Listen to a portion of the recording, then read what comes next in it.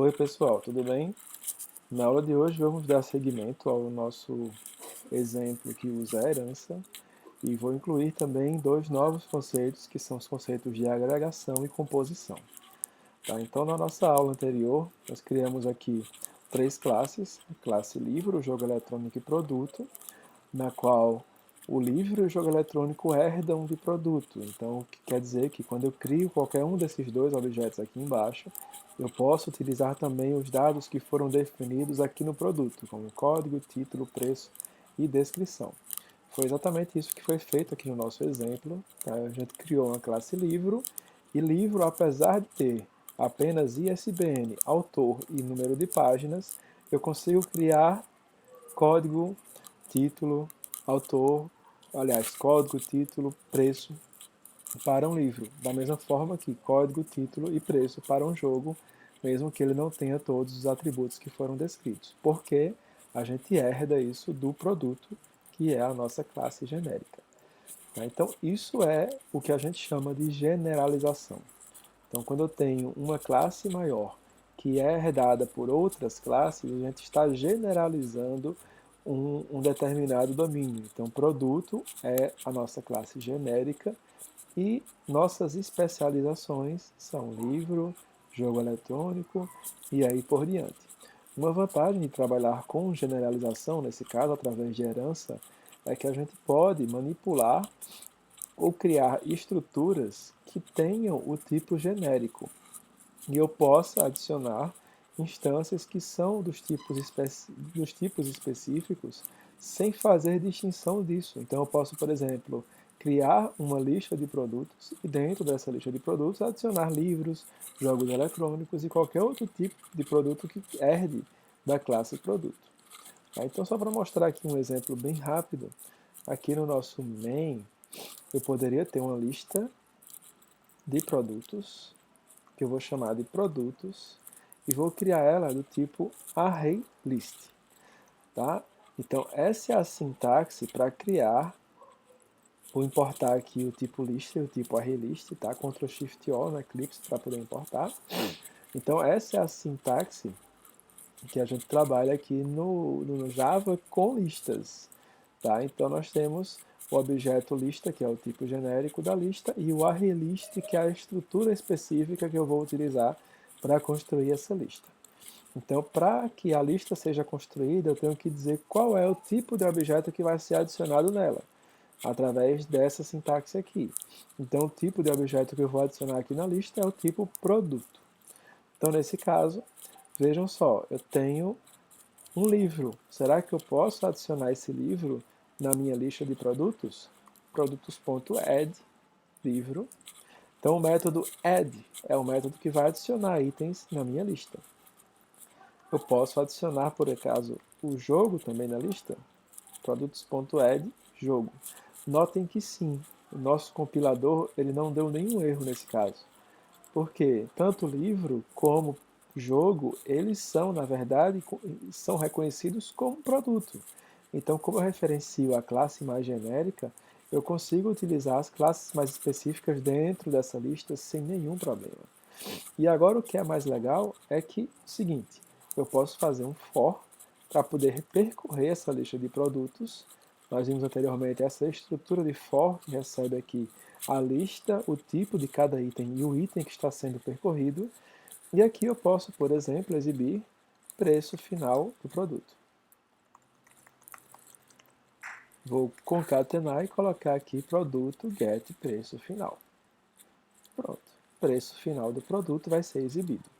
Então, no lugar de exibir o print aqui depois de criar o jogo e criar o livro, eu vou exibir só o print aqui no final, através desse for. Vamos rodar para ver o que vai acontecer. Java Application. Vejam só que o preço se manteve com o desconto para o livro, que era 40 inicialmente, ele teve um desconto de 50%, e teve o acréscimo para o jogo. Então notem que aqui eu varri a minha lista, não sei o que está dentro dela, se tem um jogo, se tem um livro, o que é que tem lá dentro, mas ela foi calculada da mesma forma, automaticamente, de acordo com o tipo do objeto que foi adicionado. Tá? Esse conceito é chamado polimorfismo, que quer dizer o quê? A palavra poli vem de muitas, morfismo, transformações, comportamento. Então você tem uma transformação, uma mudança de comportamento variada de acordo com o tipo do objeto que foi adicionado aqui na nossa herança. Tá? Então, se for um livro, o preço será decrementado por 50%. Se for um jogo, será incrementado por 50%. Então, o comportamento é variável de acordo com o tipo do objeto que faz parte dessa herança, no caso. Tá? Então, eu referencio pela classe genérica e consigo facilmente utilizar um método que é comum a eles e fazer um cálculo automático de acordo com o tipo do objeto que foi adicionado. Tá? Isso é bem interessante, é muito utilizável, a gente consegue abstrair muitas coisas através desse conceito. Tá? Mas por enquanto abstraia um pouco a questão do polimorfismo, a gente ainda vai ter uma aula somente sobre isso. Tá? A ideia aqui é vocês entenderem o que é a generalização. Tá? Então, generalização eu tenho um objeto genérico que é referenciado, mas eu posso utilizar estruturas que contemplem esse objeto genérico e recebam dentro dele, como no caso uma lista, instâncias de objetos especializados, de maneira que eu consiga utilizar o polimorfismo como um benefício. Tá? Então, nesse caso, generalização seria nós termos uma classe genérica que irá trazer uma estrutura comum para classes especializadas poderem herdar através, claro, do conceito de herança. Tá? Então, generalização é isso. Quando você imagina generalização, é sempre uma classe que está no nível superior, que tem outras classes que estão abaixo, herdando as suas propriedades. Tá? Então, a generalização ela pode ser feita em diversos níveis.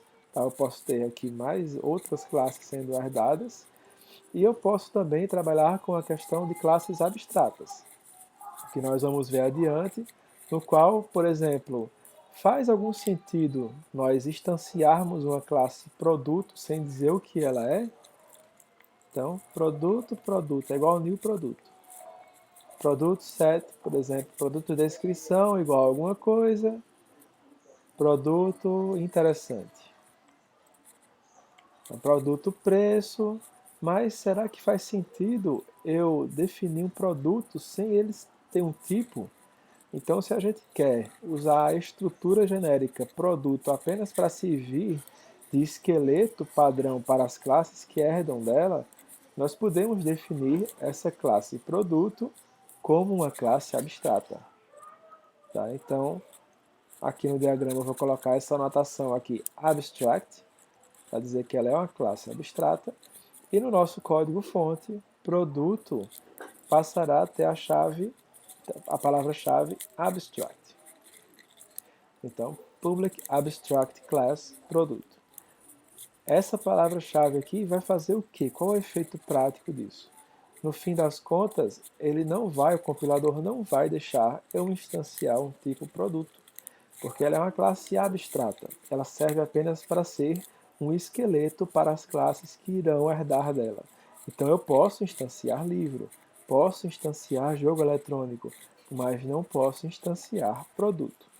Então, nesse caso, se eu quero criar um novo produto, eu posso criar um livro, um jogo eletrônico e assim por diante. Mas não posso dar um new produto. Lembrando que, por ela ser abstrata, isso não afeta em nada a questão de eu ter produtos em uma lista. Não, não tem problema. A classe abstrata ela pode ser referenciada numa lista. A única limitação da nossa classe abstrata, da nossa classe genérica, com a palavra-chave abstract, é que ela não pode ser instanciada, ela não pode ser criada. O que nesse nosso caso faz todo o sentido. A gente não vai criar um produto sem saber o que ele é. Que produto é esse? Livro? É um jogo? É um eletrodoméstico? Não existe um produto vazio, produto sem classificação. Tá? Então, nesse caso, não faria sentido nós termos produtos se não ser como uma classe abstrata. Tá? Então, Imagine agora o caso em que eu tenha um objeto autor e que eu queira fazer a relação desse objeto autor com um livro. Tá? Então notem, muita gente poderia pensar, como é que eu faço para um livro, ao invés de ter apenas o autor como string, como está aqui, ter autor como uma referência para um objeto autor, que por sua vez vai ter um nome, vai ter uma idade, vamos lá, vai ter um local de nascimento,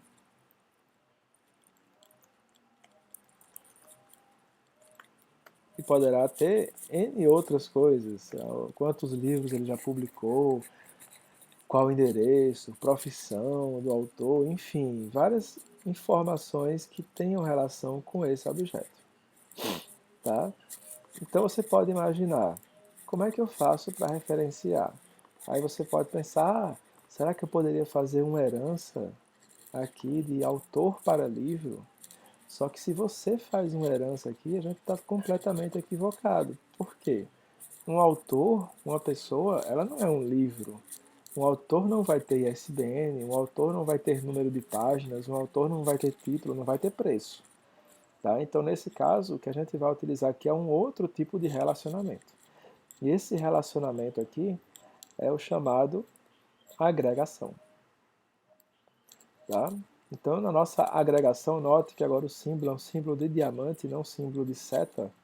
Na agregação, você tem uma referência de um objeto em outro. Tá? Então, nesse caso, o livro ele vai ter um autor. Então, eu não preciso mais definir aqui autor como string. Autor vai ser um objeto que está agregado ao meu livro. Como é que eu represento isso aqui no código-fonte? Primeiro eu vou criar a classe autor, que nós não temos. Tá? Então, vamos criar a classe autor aqui. Nova classe autor. Autor tem esses seguintes campos aqui. Tá? Então, string nome, inteiro idade, data de nascimento, que é do tipo date, uma data, ou aliás, local de nascimento, desculpe. Local não é data, local é um local mesmo, string, cidade que ele nasceu, e profissão, string também, profissão. Profissão. Pronto, esses são os dados que o nosso autor tem.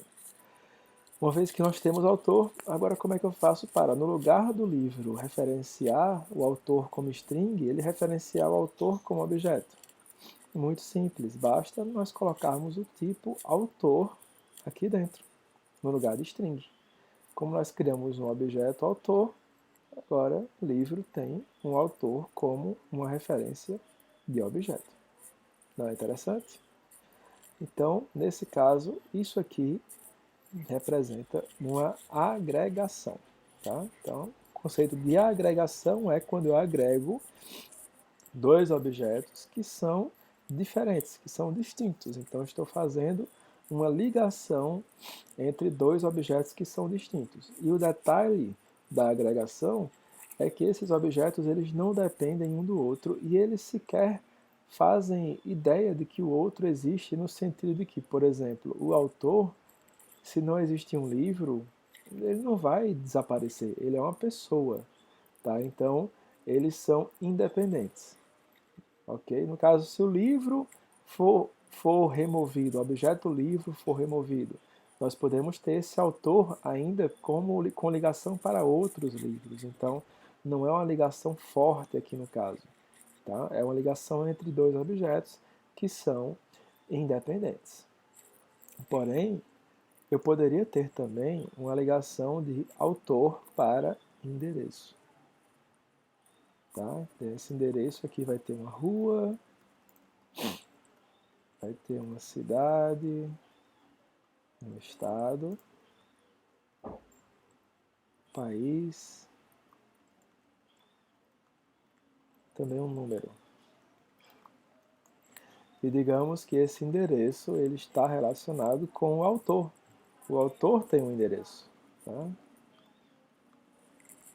Nesse caso, notem que já vai ser um tipo de relacionamento diferente. Seria herança, por exemplo? Não. Uma herança, um endereço não é um autor. Um endereço não tem uma idade, por exemplo. Tá? será uma forma de associar dois objetos. Então você pode pensar inicialmente, então eu vou fazer aqui uma agregação, porque eu tenho dois objetos que estão se relacionando.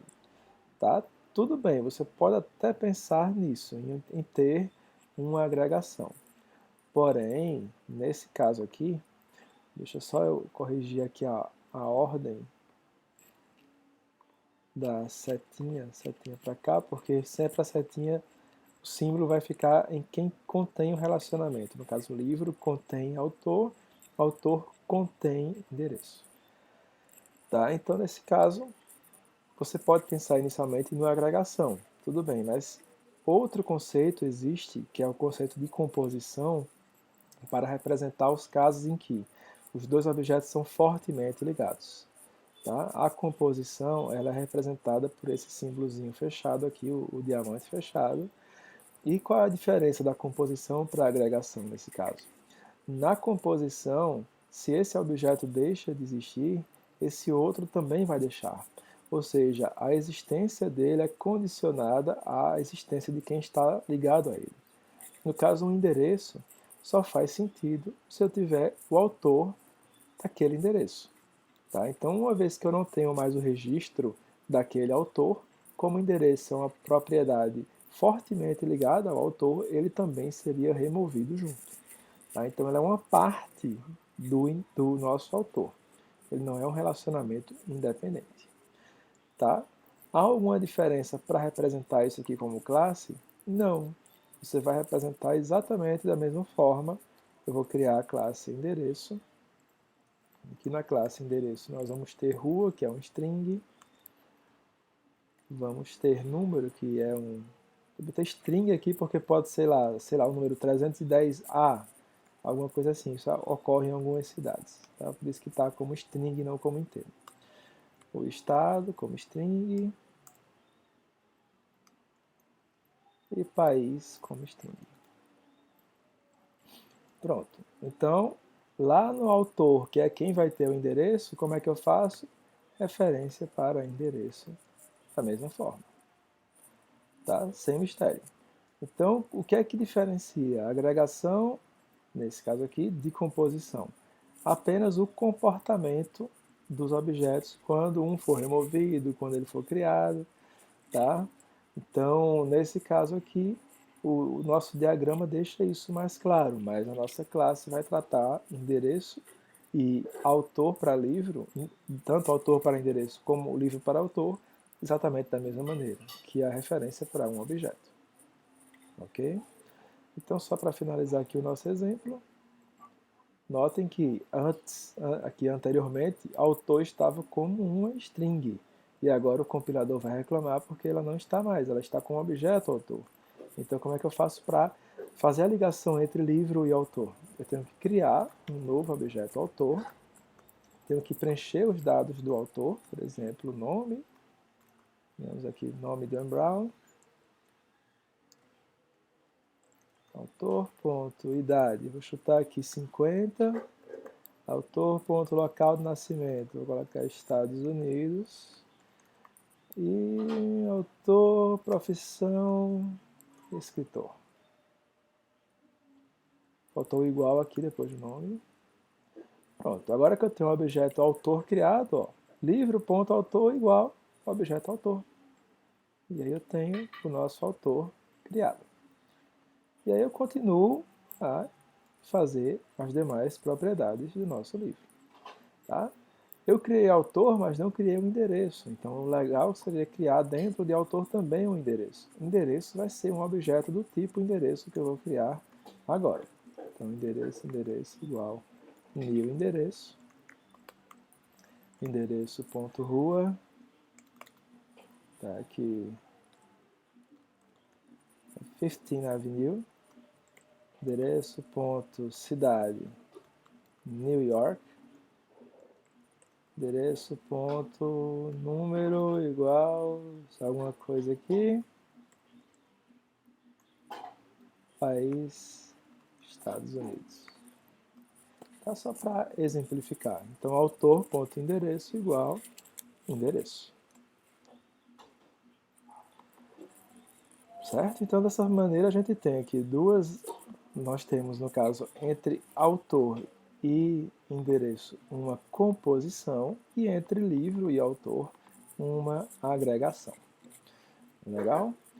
Um outro conceito que vale a pena a gente ressaltar aqui, no caso, é que, por exemplo, na nossa classe produto, nós podemos ter, por exemplo, um construtor. Tá?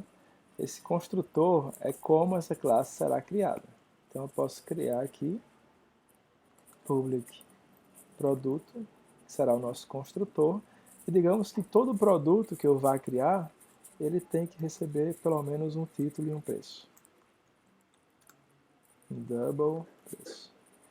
Então, ó, aqui para criar um construtor, que é esse método especial que tem o nome da classe, eu tenho que referenciar as propriedades do objeto e como eu vou atribuir elas. Só que se eu referenciar a propriedade do objeto apenas pelo nome, como eu já tenho o título aqui, eu não consigo diferenciar o que é da minha classe e o que é que eu recebi como parâmetro. Então, nesses casos, a gente usa a palavra-chave this. Então, this.título igual a título, this.preço igual a preço. O que é que isso quer dizer? This é o título desta classe, produto, atribua a título. O título, o preço desta classe atribua a variável preço. É basicamente para diferenciar o que é o atributo da classe do que é o parâmetro que possui o mesmo nome. Tá?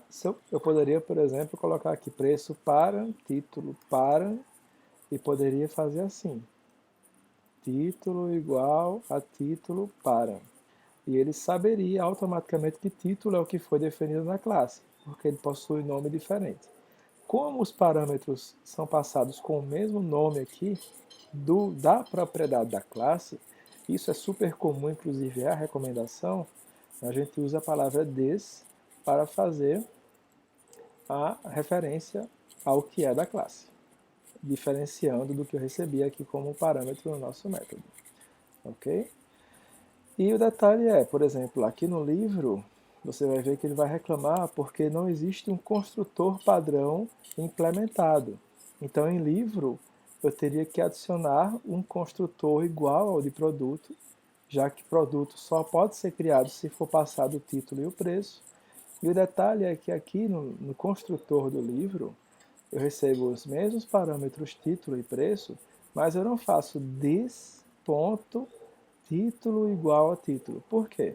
Porque esse código já foi implementado aqui no produto, no construtor do produto. Eu não tenho que repetir essa instrução. Então, nesse caso, eu uso a palavra-chave super. Super, título e preço. Isso tem o mesmo efeito de eu fazer um new produto, título e preço. Só que como o produto é a minha própria classe, eu sou uma herança de produto, a palavra-chave super serve como atalho para esses casos. Então, super é como a minha classe inferior na herança, a minha classe no nível de especialização, acessa a classe mais genérica. Então, se eu quiser acessar alguma propriedade que está na classe produto, eu posso simplesmente chamar o método super e ele vai fazer isso. Tá? Então, nesse caso, super título e preço, ele vai invocar o construtor da classe produto. O mesmo vale para jogo eletrônico. Eu posso adicionar aqui, o construtor e vai receber título e preço, chamando o construtor de produto que possui título e preço através da palavra-chave super. Então aqui no nosso main, notem que eu não posso mais criar livro vazio, tá? Eu tenho que passar aqui o título e o preço. Então vamos passar aqui. O livro vai ser Impacto Profundo e o preço dele é R$40. Então eu vou, uma vez que eu já fiz essa definição no construtor, eu não preciso mais fazer isso aqui, passar título igual a Impacto Profundo, nem preço igual a 40. Se eu fizer, vai dar algum erro, vai ter algum problema? Não, só vai ter um código redundante. Tá? Eu já fiz essa atribuição aqui, eu não precisaria fazer novamente. Então a mesma coisa para o jogo eletrônico, FIFA 2019 e o preço R$200. Então, novamente, eu tiro a atribuição. Aí você pode se perguntar, mas eu tenho um limite de atributos que eu posso colocar no construtor? E não, você pode colocar quantos atributos quiser. Tá? Eu posso colocar, inclusive, todos da classe aqui no construtor. Mas o que a gente faz geralmente é colocar os que são obrigatórios para aquela classe poder existir. Tá?